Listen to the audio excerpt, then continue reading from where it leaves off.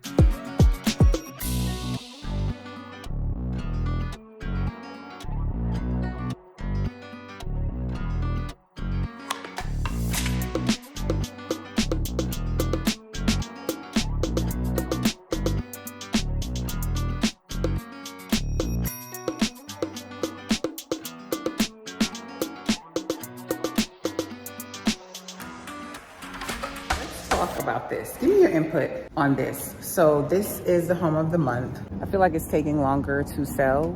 Yes, it's a basement and that is a plus, but it does have a retention pond back there. So I'm gonna tell you my 2 cents and then you tell me yours. One, it's to each his own. This house is gonna sell. There's gonna be a buyer that does not mind that because those houses on that side, you know, have sold. Another one down here has sold. So somebody's gonna buy that house. But I'm just gonna share my 2 cents if that gives you pause to selecting a lot. I was out there and I didn't get overcome by bugs, and that is like the #1 reason that I hear people say, oh, I don't want to be by a retention pond because sitting water is going to bring mosquitoes and additional bugs. And I'm sure that may be the case. That hasn't been the case for me personally. I live across from a retention pond and I chose that lot as like a compromise because I really wanted like more space in between the houses, but we love that house. I was like, okay, at least if we're going to buy in this community, let's get the lot in front of the retention pond. So at least it would make me feel like, you know, we have more space because there's no neighbors in front of us. There's a big distance between the neighbors in the back. So that was my compromise and I had no complaints. But I say retention pond, it's actually a detention pond. There is a difference and I'll put it up here, but I want to say mine is a detention pond. We only get water in it maybe 4 or 5 times a year, and it just depends on how heavy the rainy season is. And the water will sit for maybe a couple of days and then it drains out. This looks like the opposite, which may be a retention pond to keep the water in, but I'll just confirm that. But there are some that the water will sit in it. Again, when I went out there, I wasn't overcome by bugs, but I know that is a concern. The second common reason that people say is that, you know, it's unsightly. So yeah, you can't do anything about that. Like if you just don't like how it looks, then just move on to the next lot. Some communities will plant like trees around, like this one is gated, but it's gated at like eye level. So, you know, we're on the 2nd floor, you're gonna see it. You go up to the 3rd floor, you're gonna see it. So, you know, it's to each his own, but I'm curious to hear, let me know your thoughts down below and share, you know, so that you can help someone else. So for me personally, when buying, I wouldn't just shy away and say I would never buy a lot near, across, one's behind. You know, I just take it into consideration. How close is it to the house? Does water sit in it? Is it unsightly? Like consider those factors, but don't let it be a deterrent, because I'm sure, I haven't checked yet, but I'm sure they're probably offering some good incentives. So you could probably get a great deal on a home compared to buying one on the perfect lot, the pristine lot. And then there are some things that you could probably do to make it more appealing. You might put up like drapes or a gazebo or something so that you're not seeing it as often, but you know, to each his own. Comment down below and let me know your thoughts.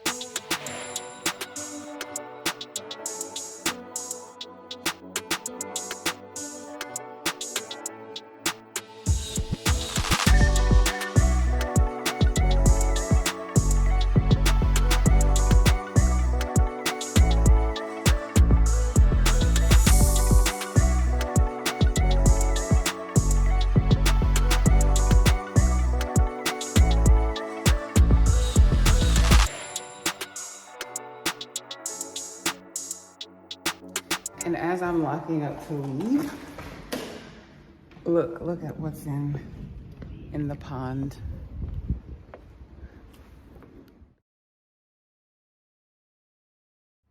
All right, your little nature break was brought to you by me. If it's good enough for them, it should be good enough for you. Just kidding. Just kidding.